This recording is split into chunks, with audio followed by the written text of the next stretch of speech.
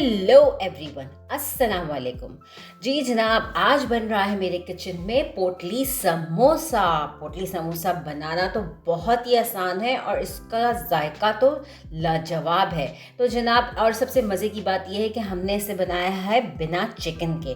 तो बिना चिकन के पोटली समोसा कैसे बनता है, बढ़ते हैं अपनी रेसिपी की तरफ। इसमें मैंने इस्तेमाल किए हैं आलू, गाजर और बंद गोभी। इन सबको मैंने गला लिया है। मैंने कुकर में गला है, आप चाहें तो नॉर्मल भी गला सकते हैं। उसके बाद इन सबको मैंने कर लिया मैश। फिर मैंने एक लिया पैन, उसके अंदर डाला ऑयल, ज़ीरा, कड़ी पत्ता और मटर। इन सब चीज़ों को डाल, जिंजर गार्लिक पेस्ट, इन सब चीज़ों को डालकर भून लिया। साथ साथ मैंने इसके अंदर डाली हल्दी, धनिया पाउडर, रेड चिली पाउडर और सॉल्ट आप अपनी मर्ज़ी से कम ज़्यादा कर सकते हैं। मैं यहाँ पे 1 टीस्पून इस्तेमाल कर रही हूँ। उसके बाद फिर पोटैटो का जो मिक्सचर मैंने बनाया था, मैश किया हुआ था, वो मैंने इसके अंदर मिक्स किया। इसको हम जब तक पकाएंगे जब तक ये पूरा ड्राई नहीं हो जाता।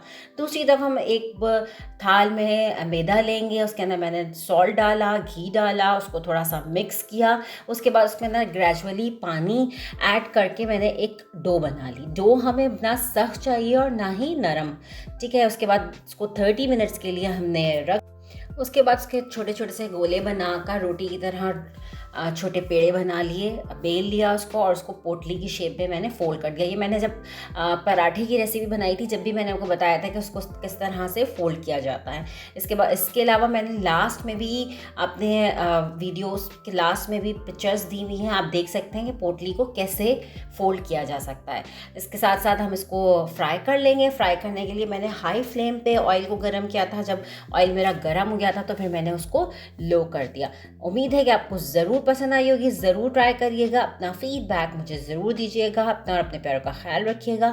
फिर मुलाकात होगी नई रेसिपी में। जब तक के लिए फ़ी अमान अल्लाह।